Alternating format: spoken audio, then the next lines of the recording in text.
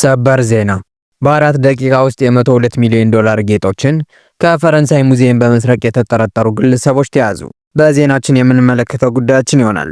በሌላኛው ዜናችን ካማላ ሃሪስ በድጋሚ ለአሜሪካ ፕሬዝዳንትነት ሊወዳደሩ እንደሚችሉ እየተናገሩ ይገኛሉ። ሰላም ጤና ይስጥልኝ የቻናሌ ቤተሰቦች፣ ቀደም ሲል ያስደመጥኳችሁን ሁለት ሰበር መረጃዎች ዝርዝራቸውን የማስደምጣችሁ ይሆናል። እስከ መጨረሻው አብራችሁን ቆዩ።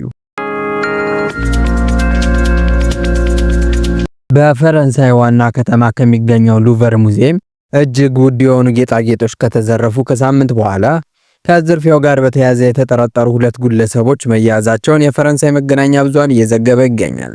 ለፓሪሲያን የተባለው ጋዜጣ እንደዘገበው ሁለቱ ተጠርጣሪ ግለሰቦች የፓሪስ ዳርቻ አካባቢ በሆነችው ሴን ዴኒ ነዋሪ ሲሆኑ አንደኛው በቻርልስ ደጎል አውሮፕላን ማረፊያ በኩል ተሳፍሮ ለመጓዝ ሲዘጋጅ ነው በቁጥጥር ስር የዋለውም ሲል ገልጸዋል። በዓለም በበርካታ ሰዎች እንደሚጎበኝ ከሚነገርለት ሙዚየም ውስጥ በተፈጸመው ዘረፋ 102 ሚሊዮን ዶላር የሚያወጡ ውድ ጌጣጌጦች በጥቂት ደቂቃዎች ውስጥ ተሰርቀዋል። በዋጋ የማይተመኑ ናቸው የተባሉት ውድ ጌጣጌጦች ፓሪስ ውስጥ ከሚገኘው ሙዚየም በመስኮት በኩል ሰብረው በገቡ 4 ግለሰቦች በጠራራ ፀሐይ ተዘርፈው የተወሰዱት የዛሬ ሳምንት እሁድ ነበር። ከዝርፊያው በኋላ የፈረንሳይ የፍትህ ሚኒስቴር በሙዚየሙ ውስጥ የነበረው የጥበቃ ስርዓት ዝርፊያውን ለማስቆም ያልቻለ ውድቀት እንደገጠመውና የአገሪቱን ገጽታ እንዳበላሸው በይፋ አምኗል። ዘራፊዎቹ ወደ ሙዚየሙ ሰብረው የገቡት እሁድ ጠዋት 3 ሰዓት ተኩል ላይ ሙዚየሙ ለጎብኚዎች ከተከፈተ ከአጭር ጊዜ በኋላ ነበር።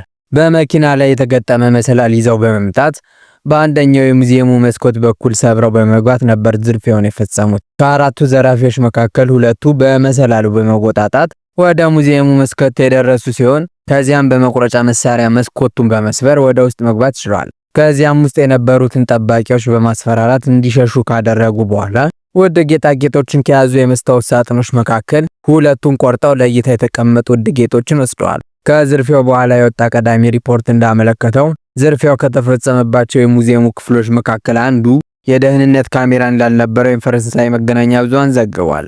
በሚሊዮኖች ዶላር የሚያወጡትን ጌጣጌጦች ከሙዚየሙ የዘረፉት ሌቦች በሙዚየም ውስጥ የቆዩበት ጊዜ 4 ደቂቃ ብቻ ነበር። ከዚያም በገቡበት በመውጣት በትንሽ ሞተሮች ተፈናጣው ከአካባቢው ተሰውረዋልም ብለዋል። መነጋገሪያ ከሆነው ከዚህ ዝርፊያ በኋላ በፈረንሳይ የባህር ተቋማት አካባቢ ያለው የደህንነት ጥበቃ እንዲጠብቅ መደረጉን ባለስልጣናት ገልጸዋል። በሉቨር ሙዚየም የቀሩትን ውድ ጌጦችን ደህንነት ለመጠበቅም ቅርሶቹ ወደ አገሪቱ ብሔራዊ ባንክ ካዝና እንዲዘዋወሩ ተደርጓል ሲል እየገለጹም ይገኛሉ።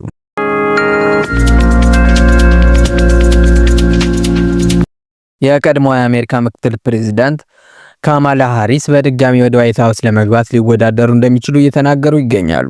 ካማላ ሃሪስ ለመጀመሪያ ጊዜ በዩናይትድ ኪንግደም በሰጡት ቃለ ምልልስ ምናልባት አንድ ቀን ፕሬዝዳንት እንደሚሆኑ የገለጹ ሲሆን ወደፊት በዋይት ሃውስ ሴት ፕሬዝዳንት እንደምትኖር ግን አስረግጠዋል። ባለፈው ዓመት በተካሄደው ምርጫ በዶናልድ ትራምፕ ከተሸነፉ በኋላ በአውሮፓውያኑ 28 በሚካሄደው ምርጫ ለፕሬዝዳንትነት እንደሚወዳደሩ የተናገሩት የቀድሞው ምክትል ፕሬዝዳንት ለቀጣይ ምርጫ የዲሞክራቲክ ፓርቲ ተወዳዳሪ እንዲሆኑ ያደረጋቸውን ምርጫ ውድቅ አድርገውታል። ካማላ ሃሪስ ለቢቢሲዋ ጋዜጠኛ ላውራ እሁድ ዕለት በሰጡት ቃለ ምልልስ የቀድሞ ተቀናቃኛቸው የነበሩትን ትራምፕን አምባገነን በማለት የፈረጇቸው ሲሆን በምርጫ ቅስቀሳ ዘመቻ ወቅት ስለ እርሳቸው የሰጡት ማስጠንቀቂያ ትክክል መሆኑንም ተናግረዋል።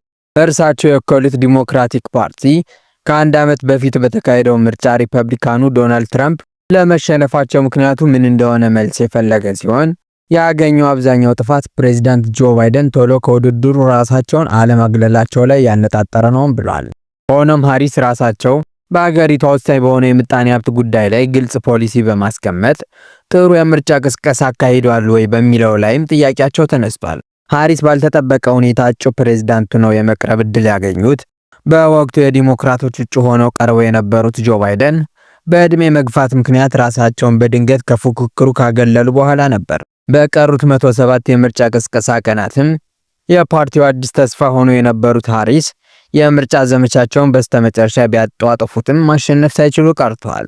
ሃሪስ በቢቢሲው ቃለ ምልልሳቸው ላይ በቀጣይ ወደ ዋይት ሃውስ ለመመለስ ስላላቸው እቅድ ያነሱ ሲሆን የልጅ ልጆቻቸው በሕይወት ዘመናቸው በእርግጠኝነት ሴት ፕሬዝዳንት ያሉ ሲሉ ተናግረዋል። እርሳቸው ሊሆኑ ይችሉ እንደው የተጠየቁት ሃሪስ ምናልባት ሲሉ የመለሱ ሲሆን ለከፍተኛ ኃላፊነት በድጋሚ ለመወዳደር እያሰቡ እንደሆነ ግን አረጋግጠዋል። ምንም እንኳን ውሳኔ ላይ ባይደርሱም ወደፊት በፖለቲካው ላይ ራሳቸው እንደሚያዩም አስምረዋል። አልጨረስኩም ያሉት የቀድሞ ፕሬዝዳንቷ የሥራ ዘመኔን በሙሉ ያሳለፍኩት አገልግሎት በመስጠት ነው፣ ይህ ደግሞ አጥንቴ ድረስ የዘለቀ ነው ብለዋል። ሃሪስ በቃለ ምልልሳቸው ላይ ያለፈውን የምርጫ ሂደት በተመለከተ ሰፋ ያለ ማብራሪያ ሰጥቷል። በምርጫ ቅስቀሳቸው ወቅት ዶናልድ ትራምፕ የፋሽስታዊና የአምባገነን መሪ ባህሪ ያላቸው ሲሉ የተነበዩትም አሁን ላይ መገለጡን እንደሚያምኑም ሃሪስ ተናግረዋል። ትራምፕ የፍትህ መስሪያ ቤቱን እንደ መሳሪያ ተጠቅሟል፣ በትክክል ያደረገው ይህንኑ ነው ሲሉም ትችታቸውን ሰንዝረዋል። ለዚህም የኤቢሲ ቴሌቪዥን ፕሮግራም አቅራቢ ኮሜዲያን ጄሚ ኪሜል የቀኝ ክንፍ ተጽዕኖ ፈጣሪ የሆነው ቻርሊ ከርክ ግድያ ላይ ሪፐብሊካኖች የሰጡትን ምላሽ በተመለከተ ቀልድ ከሰራ በኋላ መታገዱን ጠቅሰዋል። ትራምፕን ያስደሰታቸው የጂሚ ኪሚል መታገድ የተሰማው በትራምፕ የተሾሙት የሚዲያ ተቆጣጣሪ ለመገናኛ ብዙሃኑ ማስጠንቀቂያ ከሰጡ በኋላ ነበር። ሃሪስ ጨምረውን በአሜሪካ ያሉ የቢዝነስ መሪዎች እና ተቋማት ለፕሬዝዳንቱ ፍላጎት ያጎበደዱ ናቸው የሚል አመለካከት እንዳላቸው ገልጸዋል። ዋይት ሃውስ ግን ካማላ ሃሪስ በፕሬዝዳንቱ ላይ የሰጡትን አስተያየት አጣጥሏል። የዋይት ሃውስ ቃል አቀባይ አቢጌል ጃክሰን ካማላ ሃሪስ በሰፊ ልዩነት ምርጫውን ሲሸነፉ የአሜሪካ ሕዝብ የእርሷን የማይጨበጥ ውሸት እንደማይፈልግ ፍንጭ ሊወስዱ ይገባ ነበር ብለዋል። አስከትለውም ምናልባት ይህንን ፍንጭ ስላልወሰዱ ይሆናል ለውጭ መገናኛ ብዙሃን ቅሬታቸውን መግለጻቸውን አላቆም ያሉት ሲሉ ተችታቸዋል። ካማላ ሃሪስ ወደ ፖለቲካው መድረክ የተሸጋገሩት በአቃቤ ሕግነት በሰሩባቸው ጊዜያት ባሳዩት ጽኑ የሕግ አቋም ነበር። በዚህም በአውሮፓውያኑ 2017 ለካሊፎርኒያ ሕግ የመወሰኛ ምክር ቤት አባልነት መመረጥ ችለዋል። ሃሪስ በ2020 ላይ ለፕሬዝዳንትነት ለመወዳደር ቀርበው የነበረ ቢሆንም የሚያራምዱትን ርዕዮተ ዓለምና የፖሊሲ አማራጭ በአግባቡ ለማቅረብ ችግር ስለገጠማቸው ብዙም አልገፉበትም ነበር። ነገር ግን የጆ ባይደን ምክትል በመሆን በምርጫው ውስጥ ቀጥለው ለአሸናፊነት በቅተዋል። ካማላ ሃሪስ ባለፈው ዓመት በተካሄደው ምርጫ በዶናልድ ትራምፕ ባይሸነፉ ኖሮ የመጀመሪያዋ ሴት ፕሬዝዳንት፣ የመጀመሪያዋ ጥቁር ሴት ፕሬዝዳንትና የመጀመሪያዋ የህንድ ዝርያ ያላቸው ፕሬዝዳንት ለመሆን ይችሉ እንደነበርም እየተገለጸ ይገኛል።